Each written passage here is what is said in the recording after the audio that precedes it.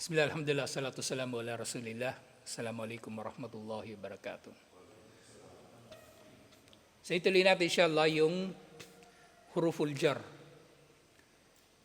So yung mga preposition na ginagamit katabi ng isim. Mauuna ito palagi sa isim na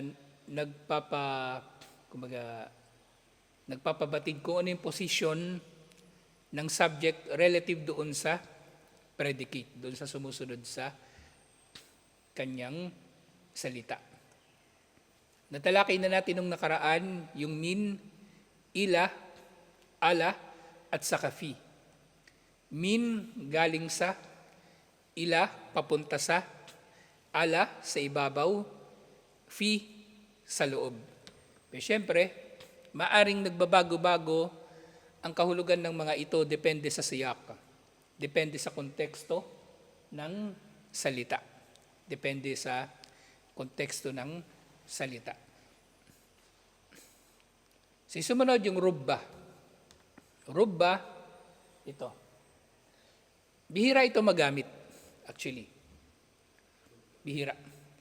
Yung naalala ko nga lang dito na hadith, yung rubba saimi, at saka yung rubbal kaimi. Merong ilan sa mga nag-aayuno at merong ilan sa mga nagsasala sa gabi ng Ramadan. So dito, sample, rubba rajulin lakituhu. So, yung rajul, ano yung rajul? Lalaki. Rajulun talaga ito. Kasi yung original na form ng mga salita, ng mga isim, merong dammatan o damma ang dulo. Ang tawag doon marfu, raf, nasa kalagayan sila ng raf. Pero dahil merong rubba, ang rajulun naging rajulin. Ang rajulun naging rajulin. Kaya rubba rajulin, lakituhu. Na ibig sabihin nito, merong ilang mga kalalakihan na kanyang nakaharap o nakasalumuha. فَإِذَا وَجَدْتَ كَلِمَةً دَخَلَ عَلَيْهَا رُبَّ فَهِيَ اسم. Kapag nakita ka ng salita na pumasok dito, inunahan ito ng salitang rubba, ito ay isim, ito ay noun. Farajulun, ito na nga. Itong original na form ng rajulin. Rajulun talaga siya. Rajulun. Farajulun fi kaulika, rubba rajulin. Kaya ang salitang rajul, sa sinabi mo na rubba rajulin, ito ay isim. Ito ay isim. Fihi min alamati al-asma'i, thalathu alamat. At matatagpuan dito ang tatlong palatandaan ng isim. Ano yung una? Dukulo harfil khafd. At ito nga sa rubba rajulin lakituhu, ano yung harful khafd na ginamit? Yung rubba. Ito yung harful khafd na ginamit, yung rubba. Siyempre, pangalawang tanda, tanwin. Instead na rajulun, siya ay naging rajulin. Siya ay naging rajulin. At syempre yung khafd, so naging in siya. So yun ay palatandaan ng kanyang pagiging isim. So yung kahulugan nga ng rubba, at taklilu at takthiri. Lit taklili wat takthiri, hasba as siyak. So depende sa siyak, sa context o sa syntax. Maaring ito ay mangangahulugan ng mas marami o mas kaunti pala, mas kaunti, taklil o mas marami. So yung rubba rajulin dito, ang tinutukoy niya, mahigit sa isa pero indefinite kung ilan ang kanyang nakaharap. Pero hindi sila lahat. Diba, nagpunta ka sa isang lugar na mayroong 10 tao. Rubba rajulin lakituhu. na merong ilan lalaki na nakaharap ko, hindi lahat yung 10 nakaharap niya. Ilan lang sa kanila. Ilan lang sa kanila. Bihirang magamit ito. Itong rubba. Sa mga salita na meron dito sa huruful khaft, ito yung pinakabihira na magagamit. Ito yung pinakabihira na magagamit. Pero mainam na rin na, alam natin. Sintatlo na natitira. Alba'u, wal-kafu, wal-lam. Sintatlo na natitira na ito, yung ba actually dito, iba pa siya doon sa ba ng kisim, yung panunumpa. Kasi di ba, yung panunumpa, yung wallahi, pwede mong sabihin bilang billahi, o pwede mong sasabihin bilang tallahi. Iba pa ito ha. Ito ba na ito, iba pa sa bi ng kisim. So yung ba, kaf, at lam.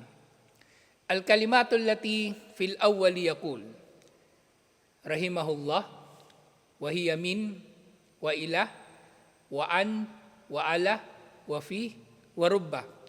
As-sittatu hadhihi qalaha bil lafdhiha wal ba'u qalaha bi ismiha o bismiha wa lam yaqul bi.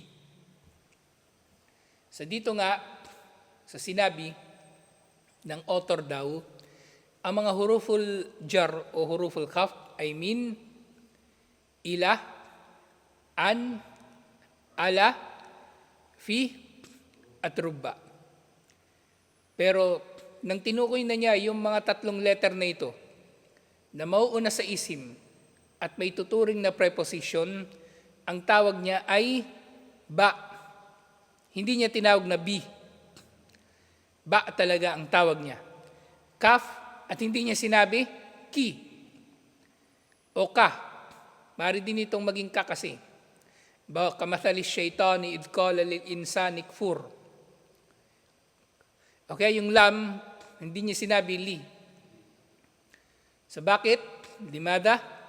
Ang ibig sabihin ng limada, ang limada ay tinatawag na istifham. Pananong. Mada, ano? Limada, kumbaga para sa ano. Yun ang ibig sabihin. Limada para sa ano. Pero technically, bakit? Why?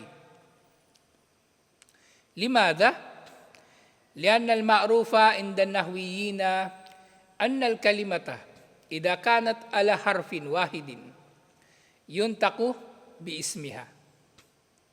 Sa mga grammarian daw, kapag ang salita ay binubuo ng isang letter, ito ay pinopronounce sa pangalan ng letter na ito.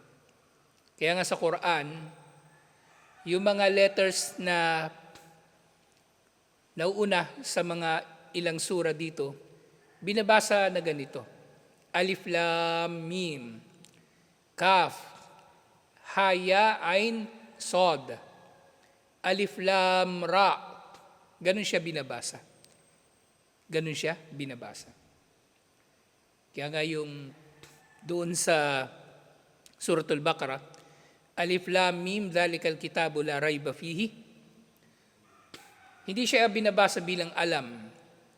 Kasi merong mga Arabo, waliyadu billah, yung marami ring mangmang na Arabo sa totoo lang. So dapat daw ang basa doon ay alam, hindi alif lam mim. Pero hindi. Yun ay alif lam mim talaga. At maaaring mula rin doon ay kinuha ng mga grammarian ang tawag sa mga letter na itatawag nila ito o tatawagin nila ito sa pangalan nito. Wa idha kanat alal harfaini fa akthara fatudkaru bilafdiha faqul min harfu jarrin. Pero kapag ito ay dalawang salita o dalawang letra, mahigit pa, pwede itong buuhin. Kasi ito ay nagiging kalima na. Kaya ito yung min, binabasa siya ng min, hindi mim at nun. Mim na siya at min na siya. Hindi na siya mim at nun. Wala taqulu al-mimu wan nunu harfu jar. So ito rin yung debate na nakaraan, yung natalakay natin. Nagdidebate yung mga taga Kufa at taga Basra kung ang basa ba sa alif lam ay alif lam o al. So dito, ito na yung mga sample. Halimbawa, dito, di ba tatlo yun? Ba, o lam, at mim. So dito, unang sinampol yung lam, kasi sinasample pa rito yung ang dapat talagang tawag sa kanya lam, hindi li. Ang basa dito, li zaidin. Li zaidin. Hindi la zaidin o lu zaidin. Li zaidin. Ibig sabihin ng li, para kay Zaid. Para kay Zaid.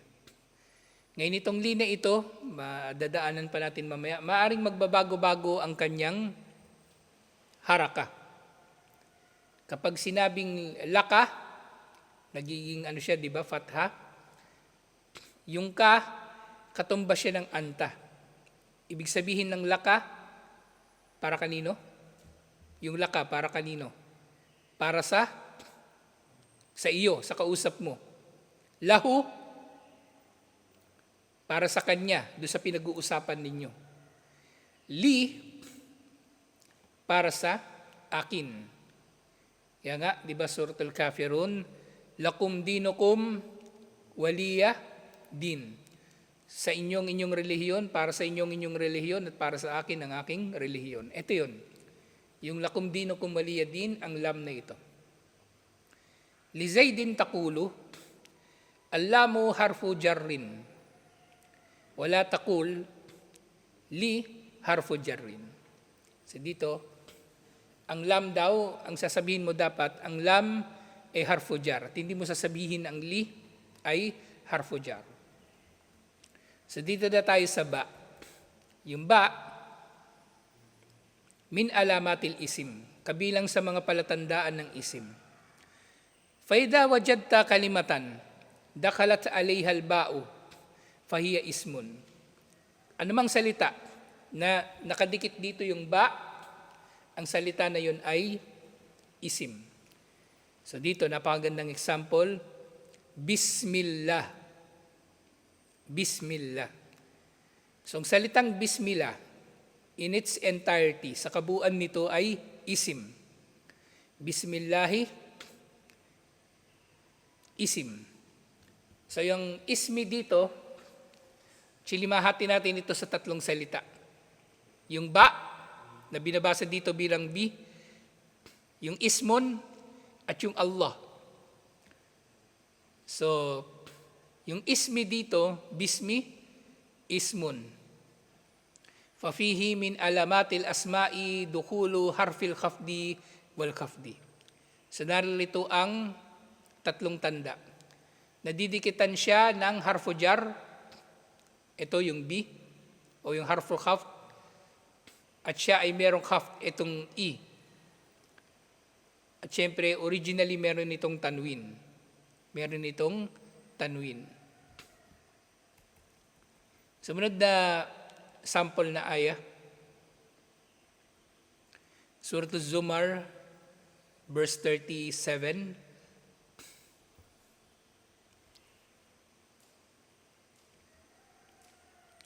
Alaysallahu bi'azizin dhintikam. Alaysallahu bi'azizin dhintikam. Yung azizin dito, originally siya ay azizun. Hindi ba si Allah ay azizun, makapangyarihan? Dhuntikam, may kakayanan na maghiganti. Hindi ba't si Allah ay makapangyarihan, nagtataglay ng kapangyarihan at may kakayanan na maghiganti. At actually itong bi na ito, maraming beses yan nababanggit sa Quran. Diba Surah At-Tin, Alaysallahu bi'ahkamil hakimin. Hindi ba si Allah ang pinakamakatarungan sa mga tagapaghatol? Sing azizun dito, originally, may ito, dammatan. Ito ay isim. Li'annahu dakala alayhi harful khafdi. Dahil pumapasok dito ang harful khafd at ito yung ba. In this case, yung ba. Wa khufida wa nuwina. Kaya ito ay naging i o kaya in. Nagkaroon ito ng tanwin. Nuwina, nagkaroon ng tanwin. At ito lahat-lahat ay talatu, alamat. 3 tanda. Hindi pwedeng? Kasi dahil sa B. Meron na siyang B. At actually itong B, sa grammar meron tinatawag na ataf. Ataf, ibig sabihin, kumbaga sympathy o nahawa, pagkahawa, kumbaga. Etong V na ito, dhu talaga ito, dhu. Dal tsaka waw. Pero dahil sa B na ito, si Allah naging azizin at naging dhintikamin. Lahat ito nahawa siya ng B na ito. Nahawa siya ng B na ito. So dire-diretso na ito. Yan ang dahilan kung bakit Bismillahirrahmanirrahim. Rahimi. Lahat sila ay naging kasra. Dahil yung B na yon, may kinalaman sa kanilang lahat. May kinalaman sa kanilang lahat. Si Allah originally ay azizun duntikam. Pero dahil sa B na ito, siya ay naging bi azizin dhintikam. Sumunod, walba'u ya'ti lis sababiyah. So ito yung kahulugan ng ba. So bukod dun sa ba na halimbawa na talakay natin bil masjid, so maari ding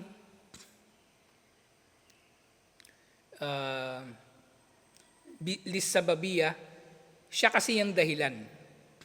Siya yung dahilan. Walaha maanin kathira. At marami pang iba pang kahulugan ang ba.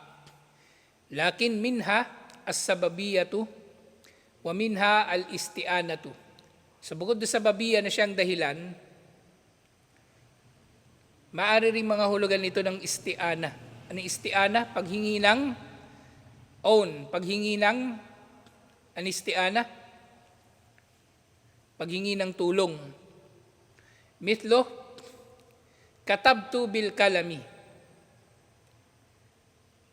Wa kullu ba'in tadkhulu ala adawatil amali fahiyal isti'anatu mithlu darabtu bil asa. Yung isti'ana dito, ibig sabihin, sa isti'ana literal na paghingi ng tulong. Pero dito, kumbaga, sa kahulugan ng ginamit mo ito. Ginamit mo ito. Kasi sabi, katabtu bil kalami. Sumulat ako sa pamagitan ng o sa tulong ng panulat. Kaya katabtu bil kalami. So ito yung kahulugan ng B sa pagkakataon nito. At lahat ng ba na madidikit sa isim ay may tuturing na adawatul amal. Kumbaga may kinalaman doon sa adawat. Kaya nga doon sa alaysallahu bi azizin dintikam, hindi ba si Allah, kumbaga, kung ano pa natin ito ipapaliwanag, alaysallahu bi azizin dintikam, hindi ba si Allah ang nagtataglay ng izza at ng intikam? So yun din yung maaring kahulugan nito. Sige, pahiyal lil isti'anati mitlu, ngayon din, halimbawa dito, darabtu bil asa. Pumalo ako sa pamagitan ng asa, pamalo. So dito, tinukoy na siya ay pumalo at siya ay gumamit ng isti'ana, humingi ng tulong ng asa nung pamalo. So ganito siya. Sumunod yung kaf. Wal kafu aidan min hurufil khaf. Kabilang ito sa hurufil khaf. Taqulu fulanun kalbahri karaman. Si fulano, fulanon, kalbahri, katulad ng animbahar, dagat. So ano palang sinasabi dito? Si fulano ay katulad ng dagat, karaman. Si fulano ay parang dagat sa kanyang pagiging karim, sa kanyang pagiging mapagbigay o sa kanyang karangalan. Kalbahri nakul. Yung bahri, kalbahri dito, yung albahri ismun, isim ito. Fihi min alamatil asma'i thalathu alamat. So merong 3 na tanda ng pagiging isim dito. Yung kaf, na huruful jar, yung alif lam, di ba, kalbahri, at yung khaf, yung i, pagiging i nito. Ngayon, paano kapag sinabi, fulanon kalbahru, fulanon kalbahru, hindi niya sinabi, fulanon kalbahri. Birraf, ginawa niya itong marfu. Ang dulo, khata, mali ito. Lianna al-kafa harfu khaf din. Dahil ang kaf ay harfu khaf. Dapat ang susundan nito na isim ay nagiging i kung merong alif lam o nagiging in kapag walang alif lam. Yajibu an yakhfida ma ba'dahu. Yajibu an yakhfida ma ba'dahu. Marapat lamang nagagawin niyang i ang anumang isim na susunod sa kanya. Kung sasabihin mo, fulanon kalbahara, ginawa mong mansub, khata, mali rin. Walakin takulu, ang tama sasabihin mo, fulanon kalbahri karaman, si fulano ay parang dagat sa kanyang pagiging mapagbigay. Biljarri, fulanon, ismun wa fihi min alamati at tanwin. Simpulan, isim din. Pero hindi siya nagbago. Fulanon pa rin siya. Marfu pa rin siya. Pa rin ang dulo niya. Kasi wala namang nauna sa kanya na harfu jar. Pero yung albahru, nagbago. Naging kalbahri dahil sa ka. At yung karaman, isim din. Isim din. At dito, yung fulan, merong 3 tanda na siya ay isim. Meron siyang tanwin, di ba? Meron siyang tanwin. At pwede ito technically magiging pwede ito magiging in sana, pero wala namang dahilan para siya magiging in. Walang nakadugtong sa kanya na harfu jar. So fulanon lang siya, fulanon. Siyempre, dalawa lang natanda yung narito sa kanya. Ismun wa fihi min alamat at tanwin. Yung nga yung tanwin. At yung karaman, isim din. Kasi meron din siyang tanwin. At yung kahulugan nga ng kaf, tashbih. Tashbih, ibig sabihin, syabaha yushbihu, kamukha o parang. Yun ang palaging kahulugan ng kaf.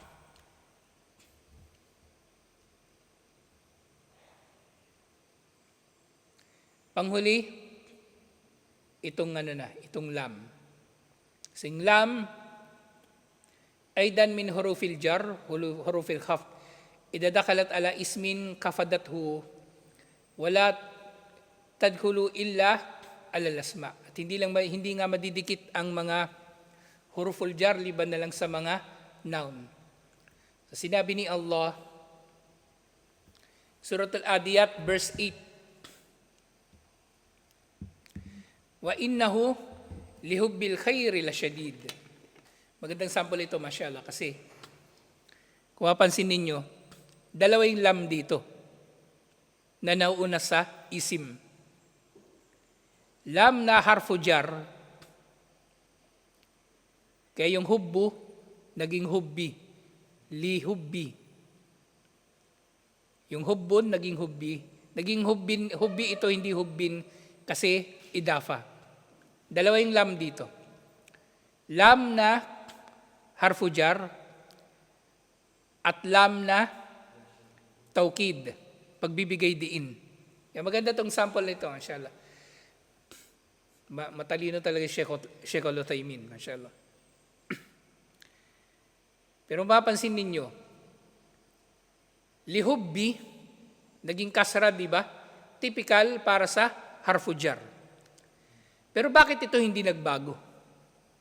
Bakit hindi siya lasyadidin? Kasi hindi naman siya harfu jar. Ang lam dito, hindi siya harfu jar. Ang lam na ito ay lam ng taukid, ng pagbibigay diin. Sa lihubbi, isim. Wa fihi min alamatil isim, al-khafdu wa dukhulu harfil khafd. Sa hubbu na naging hubbi rito, naging hubbi at ito'y isim dahil sa harfu jar at dahil sa kanyang pagiging i ang dulo. Yung hubbul khairi, yung idafa, di ba? Mudaf at mudaf ilayhi. Ang al-khairi isim din. At dalawa yung tanda sa kanya. Al-khafdu at yung alif lam. Sa alif lam, al-khairu sana ito.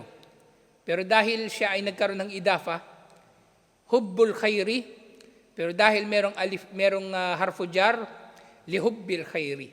Kaya siya nagkaganyan.